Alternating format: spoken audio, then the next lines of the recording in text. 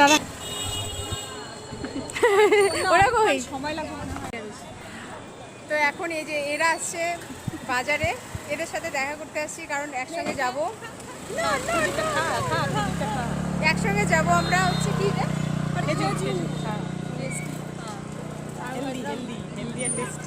Healthy food খাওয়াচ্ছে। কারণ আমাদের মেয়েদের তো টিউশন আছে, টিউশনে যাব, সবাই একসঙ্গে আনতে যাব। তো এরা বাজারে কাজে এসছে, তো আমি ভাবছি ওখানে একা গিয়ে কী করবো, ছুটি তো এখনো হয়নি। তো এদের সঙ্গে দেখা করতে চলে এলাম অফিস দিয়ে, একসঙ্গে যাবো। ওই তোরা কই গেছিস? আমরা হচ্ছে অনেক দোকান।